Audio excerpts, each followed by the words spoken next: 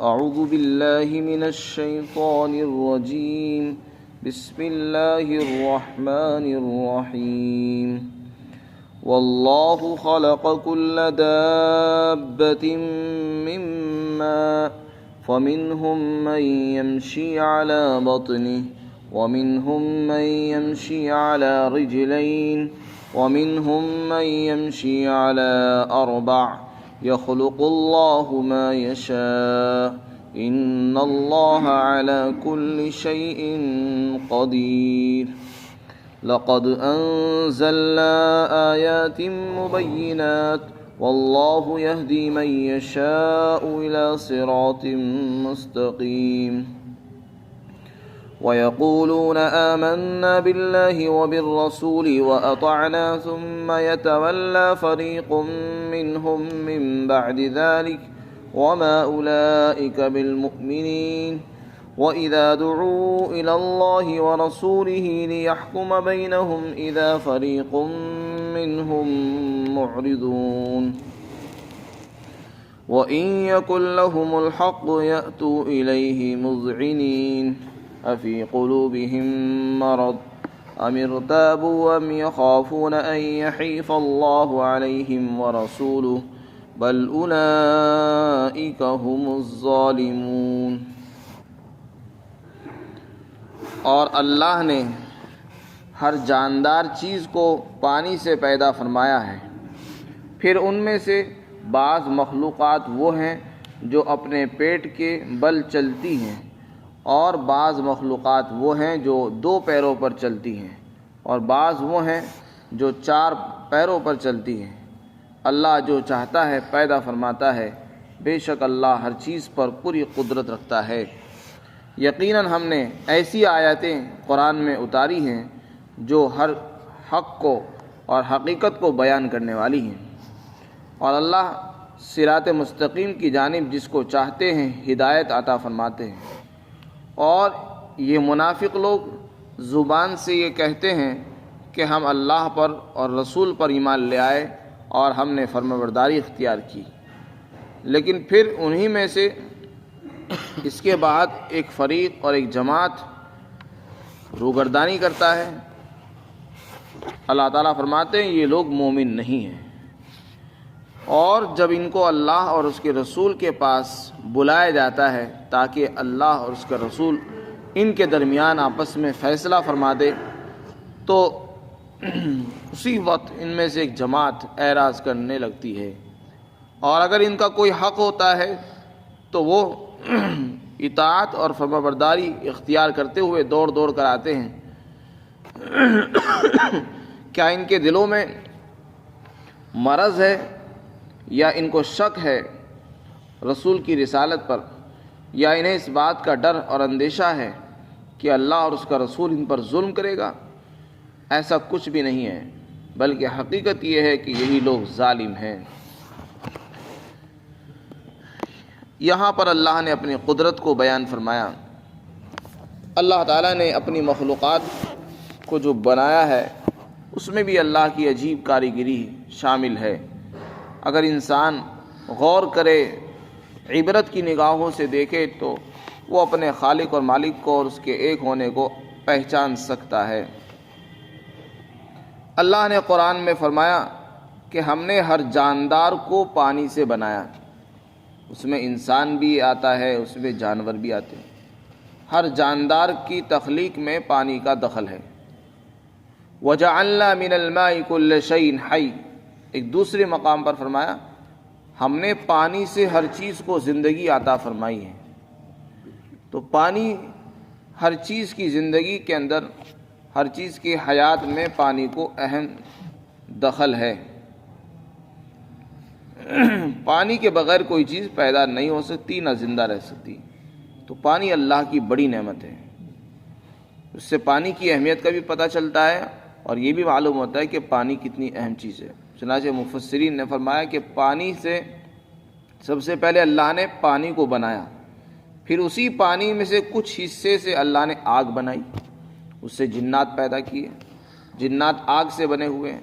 پھر اسی پانی سے مٹی بنائی، اس مٹی سے انسان کو پیدا فرمایا، اور پھر اسی پانی سے اللہ نے نور کا حصہ بنایا، اس نور سے اللہ نے فرشتوں کو پیدا فرمایا۔ غرض یہ ہے کہ جتنی بھی چیزیں اللہ نے پیدا فرمائی ہیں ان کے جو عناصر ہیں، اجزاء ہیں، ان کے اندر پانی ایک اہم جز کے طور پر شامل ہے، چاہے وہ انسان ہو یا وہ جنات ہوں یا فرشتے ہوں یا اور دوسری مخلوقات ہوں۔ چنانچہ آپ دیکھتے ہیں حیوانات ہیں، جمادات، درخت ہیں، پیڑ پودے ہیں، یہ سب پانی سے ہی زندگی پاتے ہیں، اور جب ان کو پانی نہیں ملتا تو یہ مرجھا جاتے ہیں۔ انسان کو پانی نہ ملے تو وہ مر جاتا ہے، جانور پیاس سے مر جاتے ہیں۔ تو پانی ایک اہم چیز ہے، پیدائش میں بھی اس کا دخل ہے اور انسان کو باقی رکھنے میں اور اس کی زندگی کی بقا میں بھی اس کا اہم دخل ہے۔ پھر عجیب قدرت اللہ کی یہ ہے کہ ساری چیزوں کو تو اللہ نے پانی سے بنایا، پانی ایک ہے، اس کا رنگ بھی ایک ہی ہے، لیکن اس سے اللہ نے جو مخلوقات پیدا فرمائی ہے وہ عجیب و غریب ہیں، ان کے رنگ بھی الگ ہیں، ان کی شکلیں بھی الگ، ان کی صورتیں بھی الگ، ان کے مزاج الگ، ان کی طبیعتیں الگ، ان کے چلنے کے انداز الگ الگ ہیں۔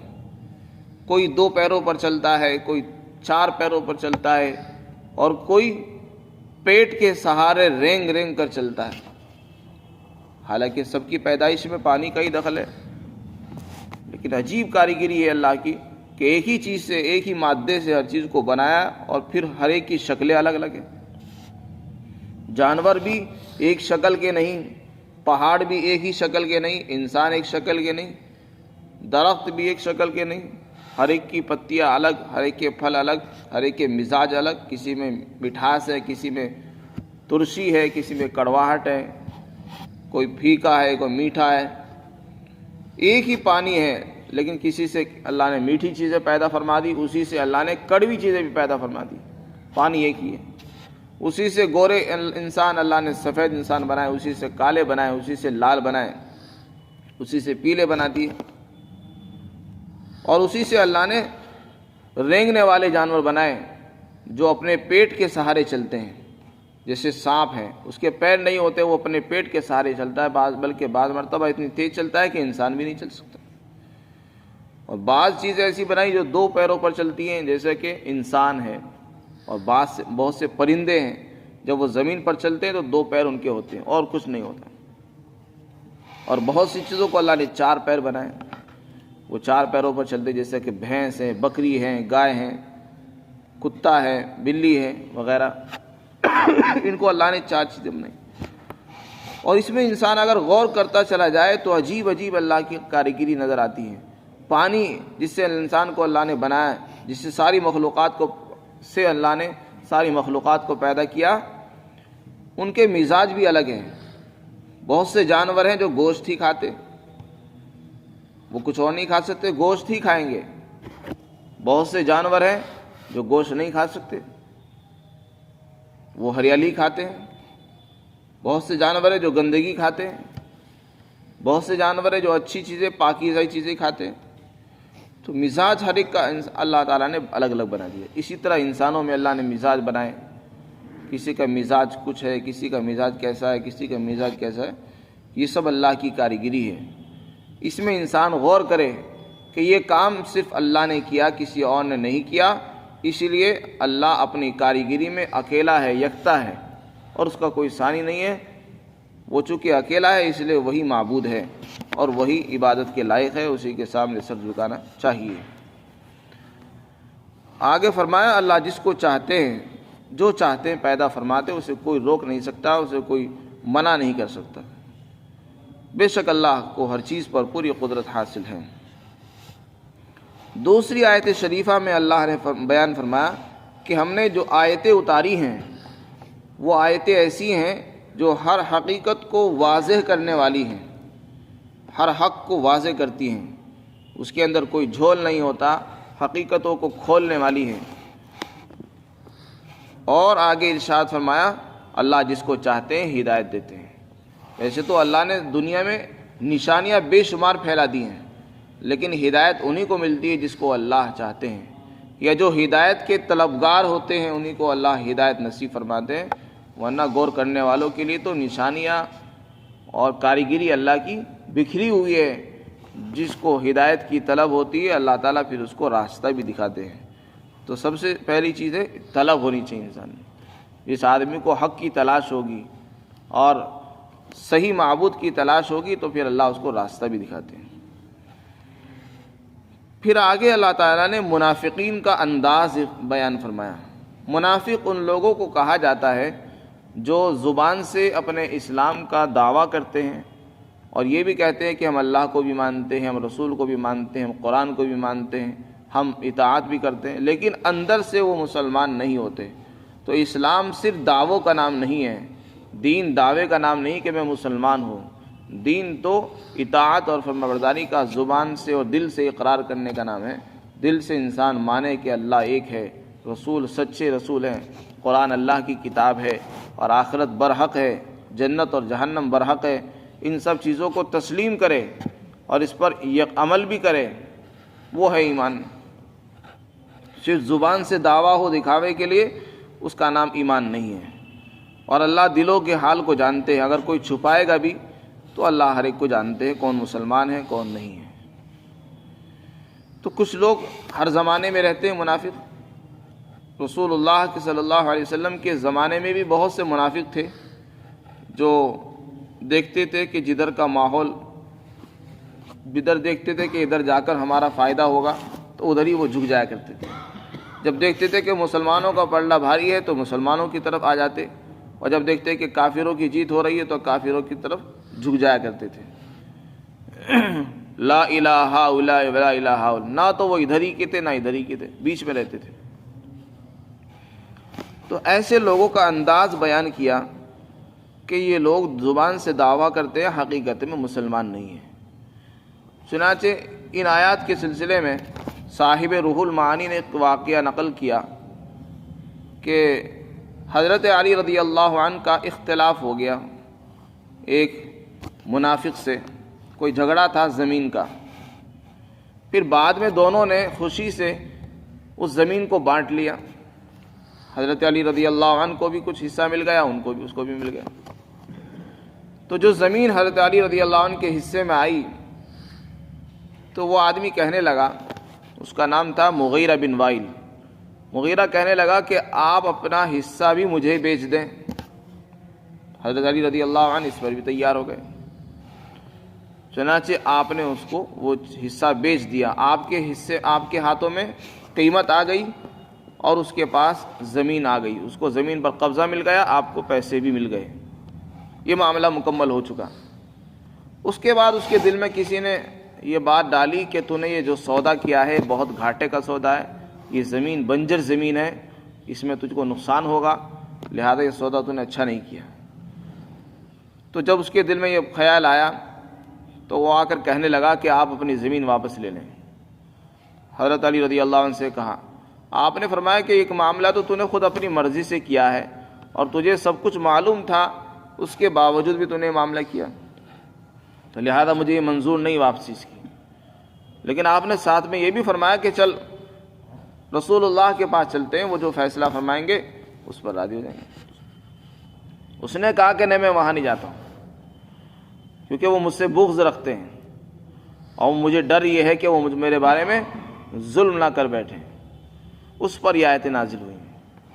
اسی طرح بشر نامی ایک منافق تھا, اس کا بھی واقعہ نقل کیا یہاں پر بھی. اور الم تر الی الذین یزعمون انہم آمنوا بما انزل الیک, چھٹے پارے کے اندر ایک آیت آئی, وہ بھی منافقین کے بارے میں نازل ہوئی. ایک مرتبہ منافقین میں سے بشر نامی آدمی کو کسی نے کہا کہ اس کا جھگڑا ہو گیا تھا ایک یہودی کے ساتھ. یہودی تو آسمانی کتابوں پر ایمان رکھتے تھے, پرانی آسمانی کتابوں پر, قرآن کو نہیں مانتے تھے, لیکن انہیں اتنا ضرور معلوم تھا کہ رسول اللہ سچے نبی ہیں, البتہ مانتے نہیں تھے. تو اس منافق کا ایک یہودی کے ساتھ جھگڑا تھا. یہودی حق پر تھا اور منافق زبردستی جھگڑ رہا تھا. تو یہودی نے کہا کہ چل رسول اللہ کے پاس چلتے ہیں, وہ فیصلہ جو فرمائیں گے اس پر ہم تیار ہیں. تو اس نے جانے سے منع کر دیا اور یہ کہا کہ نہیں, میں تو کعب بن اشرف کے پاس جاتا ہوں. کعب بن اشرف وہ اللہ کے رسول کا بڑا دشمن تھا، منافق تھا اور یہودی تھا، تو اس کے پاس جانے کے لیے تیار ہو گئے۔ اس کے بارے میں فرمایا کہ یہ لوگ رسول اللہ کے پاس آنے کو تیار نہیں، اور طاغوت اور شیطان سے فیصلہ کرانے کے لیے یہ لوگ تیار ہیں، اور انہوں نے اس کو اپنا بڑا بنا لیا ہے۔ تو یہاں پر بھی اللہ تعالیٰ نے انہی کے متعلق یہ آیتیں نازل فرمائی، اور یہ فرمایا کہ یہ لوگ زبان سے تو دعویٰ کرتے ہیں ہم اللہ پر ایمان لائے اور رسول اللہ پر ایمان لائے، لیکن جب کوئی بات آتی ہے ان کو رسول اللہ کے پاس بلایا جاتا ہے فیصلہ کرانے کے لیے تو پھر پیچھے کو ہٹ جاتے ہیں۔ حافظ ابن کثیر نے ایک اور واقعہ لکھا ہے کہ منافقین کا انداز یہ ہے، جب ان کا اپنا حق ہوتا ہے، جب انہیں یقین ہوتا ہے کہ ہمارا حق ملے گا اور یہ ہمارا ہی اپنا معاملہ ہے، پھر تو دوڑے دوڑے آتے ہیں، انہیں معلوم ہے کہ ہمارا حق تو ہمیں ملے گا ہی، اس لیے رسول اللہ کے پاس آنے کو بھی تیار ہو جاتے ہیں اس وقت۔ اور جب یہ غلطی پر ہوتے ہیں، ان ظلم ان کی طرف سے ہوتا ہے اور انہیں خطرہ ہوتا ہے کہ رسول اللہ ہمارے خلاف فیصلہ کریں گے، تو پھر یہ بہانے بناتے ہیں۔ یہ ان کا انداز ہے، قرآن نے اسی کو اختیار کیا۔ فرمایا یہ لوگ زبان سے دعویٰ کرتے ہیں کہ ہم اللہ پر اور اس کے رسول پر ایمان لے آئے اور ہم نے اطاعت اختیار کر لی ہے، تو اس کے بعد پھر انہی میں کی ایک جماعت منہ پھیر لیتی ہے۔ تو یہ لوگ مومن نہیں ہیں، محض دعویٰ کرنے سے اسلام نہیں آتا جب تک کہ دلوں میں ایمان نہ اتر جائے۔ چنانچہ آگے فرمایا اور جب ان کو اللہ اور اس کے رسول کے پاس بلایا جاتا ہے کہ چلو وہاں چلو فیصلہ کرانے کے لیے تاکہ اللہ کا رسول فیصلہ فرمائے، تو اسی وقت انہی میں کی ایک جماعت اعراض کرنے لگتی ہے۔ یہ اعراض جب ہوتا ہے جب کہ ان کو ڈر ہوتا ہے کہ ہمارے خلاف فیصلہ آنے والا ہے، تو اس لیے وہاں جانے کو تیار نہیں ہوتے، اور جب یقین ہوتا ہے کہ فیصلہ ہمارے ہی حق میں آئے گا تو پھر فوراً آتے ہیں۔ تو اس میں اللہ تعالیٰ نے ان کے مزاج کو بیان کیا کہ ان کے مزاج میں دنیا ہے، دنیا کی طلب ہوتی ہے ان کو، جہاں دنیا کے ملنے کا یقین ہوتا ہے وہاں جانے کو تیار ہوتے ہیں۔ وَإِن يَكُن لَّهُمُ الْحَقُّ، اور اگر ان کا اپنا حق ہوتا ہے تو پھر یہ آتے ہیں اطاعت فرمانبردار بن کر۔ آگے فرمایا کہ یہ لوگ جو رسول اللہ کے پاس آنے سے اعراض کرتے ہیں، کیا وجہ ہے؟ کیا ان کے دلوں میں شک ہے؟ ان کو رسول اللہ کی نبوت پر شک ہے، یا ان کو یہ ڈر ہے کہ اللہ اور اس کے رسول ان پر ظلم کریں گے؟ ایسا نہیں ہے۔ اگر ان کو ڈر بھی ہے تب بھی وہ ظلم نہیں کریں گے، نہ ان کی رسالت میں کسی کو شک ہونا چاہیے، بلکہ وہ تو برحق ہیں، نہ وہ ظلم کرتے ہیں۔ حقیقت یہ کہ یہ لوگ خود ہی ظالم ہیں، ان کی نیت ٹھیک نہیں ہے، ان کی نیت ہے دنیا۔ جب یہ دیکھتے ہیں کہ ہمارے حق میں فیصلہ کہاں آئے گا وہاں جاتے ہیں، جس عدالت میں ہمارے حق میں فیصلہ ہوگا اس عدالت میں جانے کو تیار ہوتے۔ تو اس سے پتہ چلتا ہے انسان کی نیتوں کا، ان کی نیتوں میں دنیا گھسی ہوئی ہے، ان کی نیتوں میں ایمان نہیں ہے، خدا کا خوف اور ڈر نہیں ہے۔ تو جس کے دلوں سے آخرت کا خوف نکل جاتا ہے تو وہ اسی طرح عدالتیں بدلتا ہے، ایک عدالت کو چھوڑ کر دوسری عدالت میں جاتا ہے اور دوسری کو چھوڑ کر تیسری میں جاتا ہے۔ فرمایا کہ بلکہ یہ لوگ خود